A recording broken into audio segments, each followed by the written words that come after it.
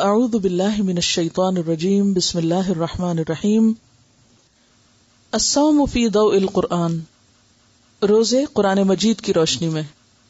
روزہ اسلام کے 5 فرائض میں سے ایک فرض ہے۔ روزے پہلی امتوں پر بھی فرض تھے۔ روزے کا مقصد گناہوں سے بچنے اور نیکی پر چلنے کی تربیت دینا ہے۔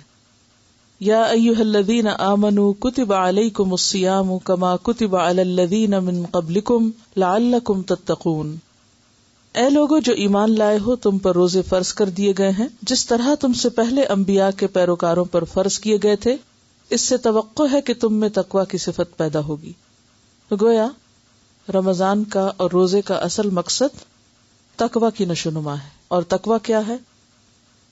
اللہ کے ڈر سے، اللہ کے عذاب سے بچنے کے لیے اچھے کاموں کا کرنا، اطاعت کے کاموں کا کرنا اور برے کاموں سے بچنا، یا وہ کام کرنا جو اس کے پسندیدہ ہیں اور وہ کام چھوڑنا جو اس کے ناپسندیدہ ہیں۔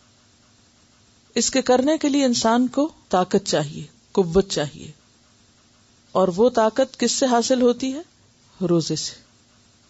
کیونکہ روزہ جب انسان رکھتا ہے تو اس میں کھانا پینا چھوڑتا ہے، اپنی خواہشات کو کنٹرول کرتا ہے۔ تو بار بار خود کو کنٹرول کرنے کی جو تربیت انسان کو روزے کی حالت میں حاصل ہوتی ہے، وہ باقی زندگی میں اس کو فائدہ دیتی ہے۔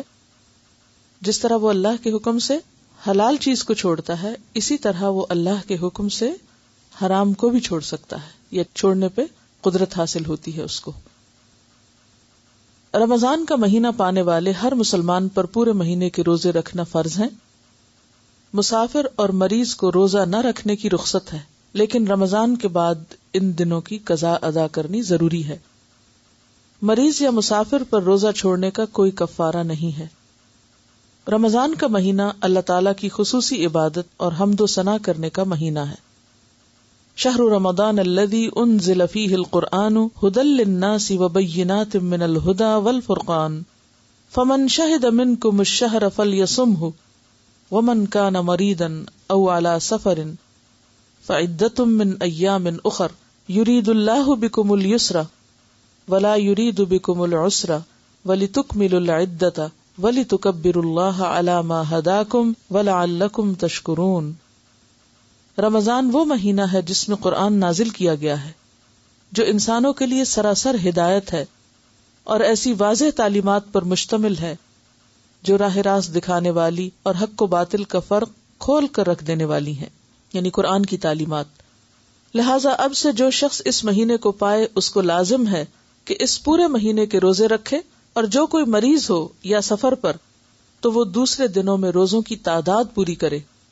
اللہ تمہارے ساتھ نرمی کرنا چاہتا ہے، سختی کرنا نہیں چاہتا، اس لیے یہ طریقہ تمہیں بتایا جا رہا ہے تاکہ تم روزوں کی تعداد پوری کر سکو۔ یعنی رمضان میں اگر روزے نہ رکھ سکو عذر کی وجہ سے تو بعد میں رکھ لو، یہ سہولت یا رخصت ہے اللہ سبحانہ وتعالیٰ کی طرف سے۔ اور جس ہدایت سے اللہ نے تمہیں سرفراز کیا ہے اس پر اللہ کی کبریائی کا اظہار کرو، کبریائی بڑائی، اور اعتراف کرو اور شکر گزار بنو۔ رمضان المبارک میں رات کے وقت بیوی سے ہم بستری کرنا جائز ہے۔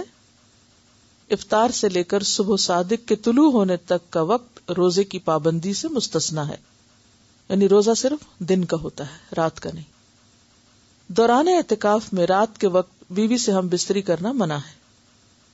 احل لکم لیلۃ الصیام الرفث الی نسائکم ہن لباس لکم وانتم لباس لہن علم اللہ انکم کنتم تختانون انفسکم فتاب علیکم وعفی عنکم فالآن باشروہن وابتغوا ما كتب اللہ لکم وکلوا واشربوا حتی یتبین لکم الخیط الابیض من الخیط الاسود من الفجر ثم اتموا الصیام الی اللیل ولا تباشروہن وانتم عاکفون فی المساجد تلک حدود اللہ فلا تقربوها كذلك يبين الله آیاتہ للناس لعلهم يتقون۔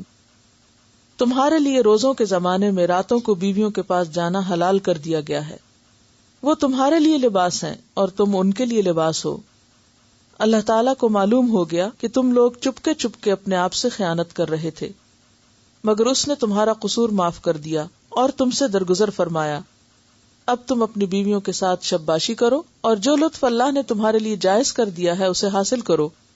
نیز راتوں کو کھاؤ پیو یہاں تک کہ تم کو سیاہ شب کی دھاری سے سفید صبح کی دھاری نمایاں نظر آ جائے. تب یہ سب کام چھوڑ کر رات تک اپنا روزہ پورا کرو. اور جب تم مسجدوں میں اعتکاف کی حالت میں ہو